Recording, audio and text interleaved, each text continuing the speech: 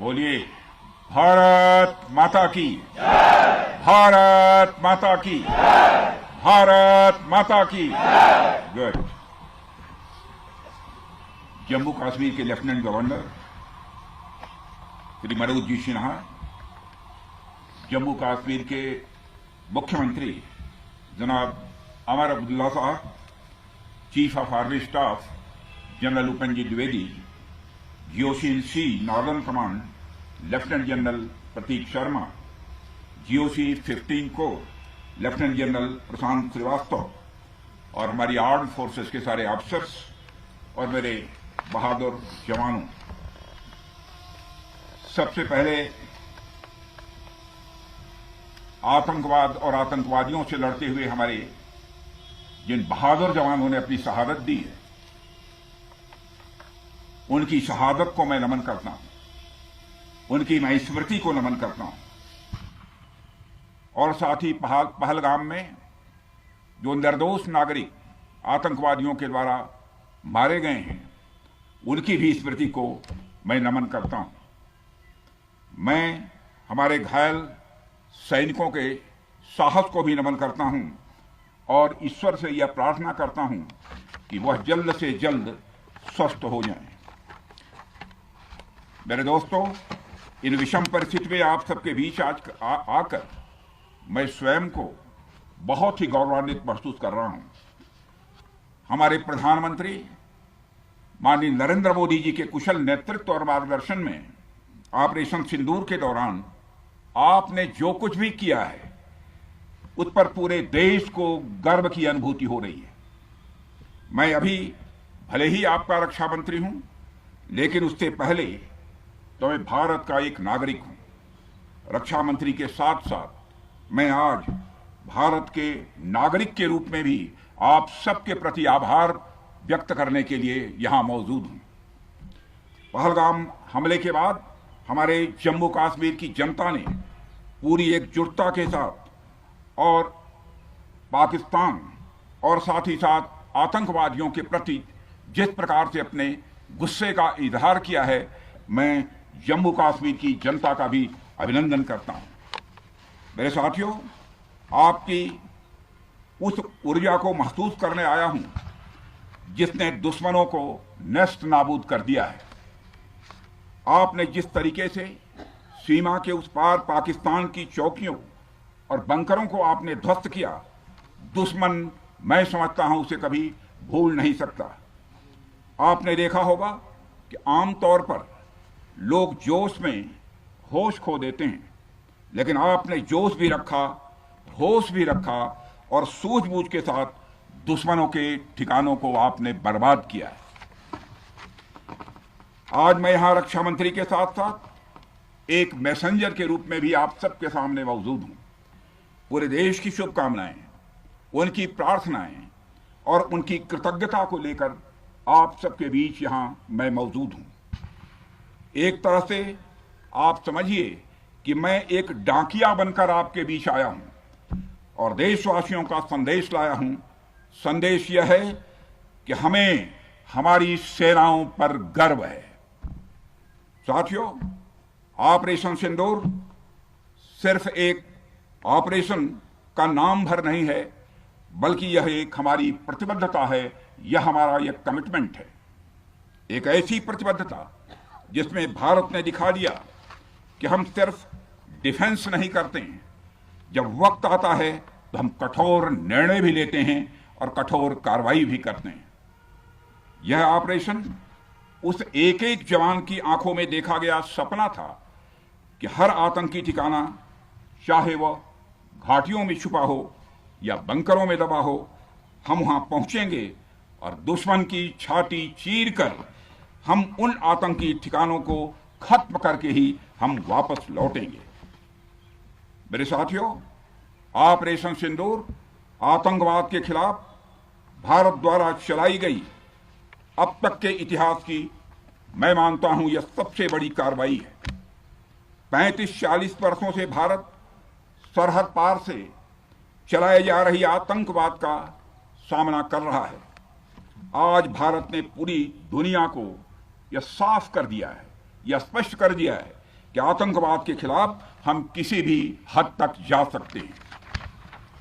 साथियों, आतंकवादियों ने पहलगाम में आतंकवादी घटना को अंजाम देकर भारत के मस्तक पर चोट पहुंचाने की कोशिश की है। भारत की सामाजिक एकता को तोड़ने का भी प्रयास किया गया है। उन्होंने भारत के माथे पर वार किया, हमने उनकी छाती पर वार किया है और छाती पर घाव किया है। पाकिस्तान के जख्मों का इलाज इसी बात में है कि वह भारत विरोधी और आतंकवादी संगठनों को पनाह देना बंद करे और अपनी जमीन का इस्तेमाल भारत के खिलाफ किसी भी सूरत में न होने दे। साथियों, आपको याद होगा कि लगभग 21 साल पहले स्वर्गीय अटल बिहारी वाजपेयी जी के सामने इसी पाकिस्तान ने इस्लामाबाद में डिक्लेरेशन किया था कि अब उनकी धरती से आतंकवाद एक्सपोर्ट नहीं किया जाएगा। मगर पाकिस्तान ने भारत को धोखा दिया है, पाकिस्तान ने भारत को छला है और आज भी वह धोखा दे रहा है। इसका खामियाजा अब उसको भारी कीमत करके भुगतना पड़ा है और यह कीमत यदि आतंकवादी वारदातें चलती रही तो लगातार यह बढ़ने ही वाली है।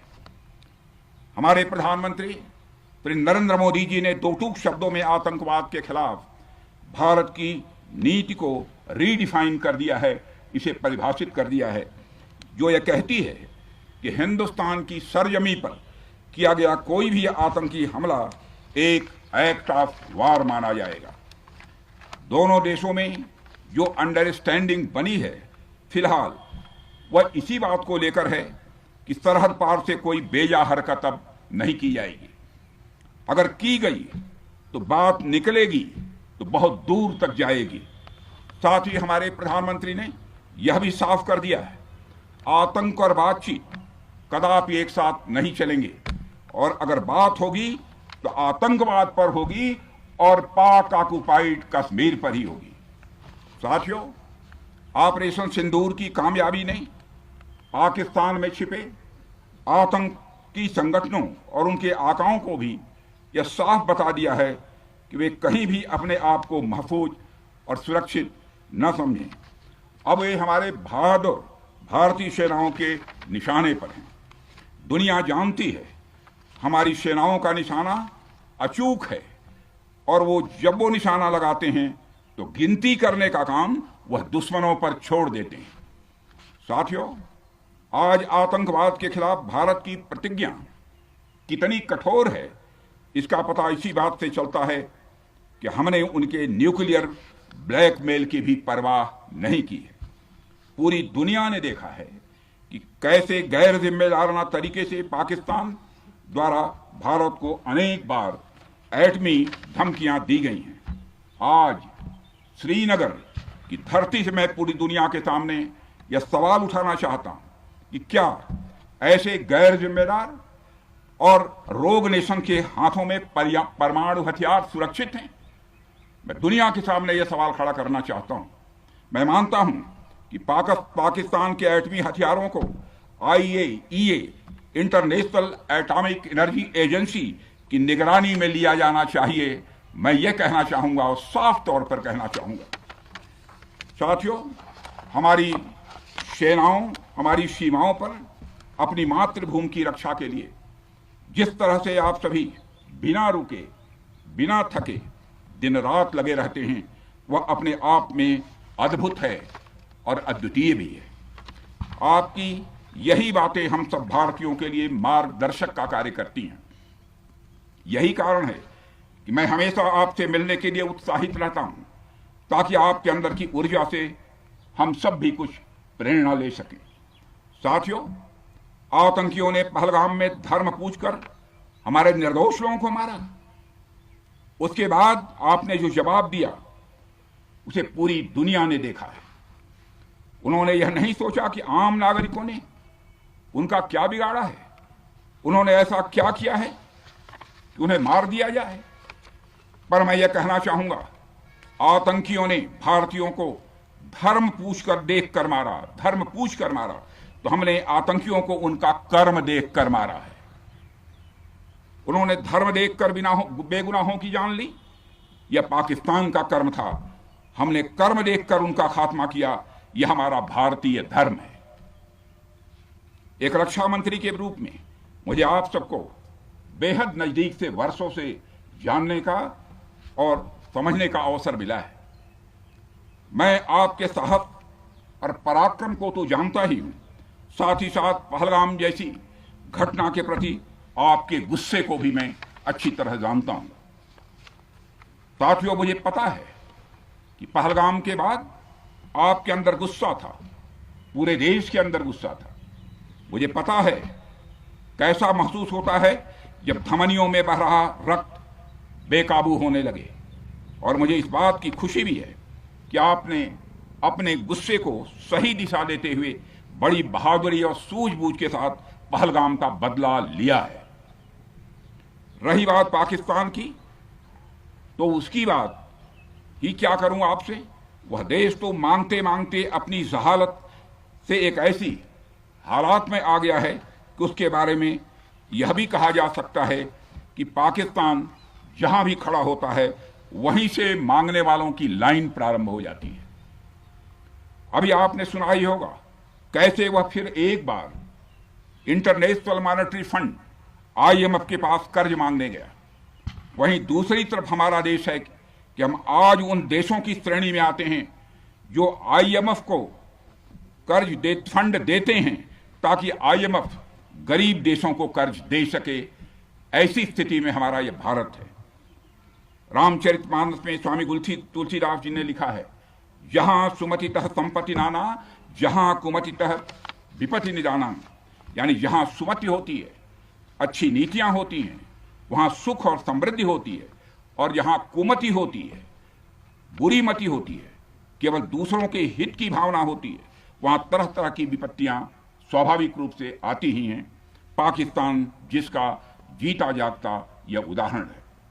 साथियों, भारत के बारे में पूरी दुनिया यह बात जानती है कि हमने हमेशा शांति को प्राथमिकता दी है।